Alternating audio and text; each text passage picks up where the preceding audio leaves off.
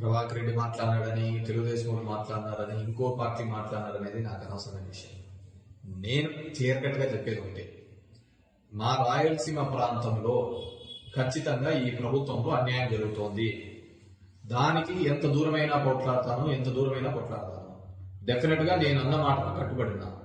ఈరోజు ప్రభాకర్ రెడ్డి మాట్లాడుతున్నాడు, అది జరిగింది, ఇది కదా జరిగింది. నేను ఒకటే అడుగుతున్నా, నీకు చేతనైతే అనంతపూర్ నుంచి పోయినా ఎయిమ్స్ ని ఎనికి తీసుకుంటా, కర్నూలు నుంచి పోయినా హైకోర్టుని ఎనికి తీసుకుంటండి. అదేవిధంగా కడపలో కట్టాల్సిన స్టీల్ ప్లాంట్ కట్టించండి. నేరుగా చెప్పినది, మీకు ఏదన్నా కానీ ఉంటే గన, నిజంగా ఉంటే గన ప్రభాకర్ రెడ్డి పోయి రేవంత్ అడుగు. రేవంత్ ఒక ముఖ్యమంత్రి స్థాయిలో ఉండి తెలంగాణ అసెంబ్లీలో మాట్లాడిన మాట, నేను చంద్రబాబుతో 4 గోడల మధ్య మాట్లాడి దీనిని ఆపినాను అని. లిఫ్ట్ ఇరిగేషన్ ఆపితే అది తప్పు కదా, రాయలసీమ ప్రాంతానికి అన్యాయం కదా. ఇదే ఇంకో ప్రాంతంలో జరిగితే అక్కడ ఉన్న వాళ్ళు ఊరుకుంటారా? లేకుంటే నువ్వు అమరావతి ప్రాంతంలో జరుగుతోంది, అక్కడ అందరూ ఏకం కాలేదా? 29 గ్రామ ప్రజలు మొత్తం అంతా ఇది జరిగిపోతుందని.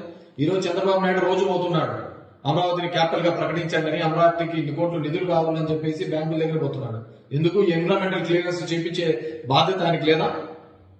రాయలసీమ ప్రాజెక్టులు స్టార్ట్ చేయించాలని బాధ్యత లేదా? ఆయన నిన్న మీటింగ్ లో మాట్లాడినాడు,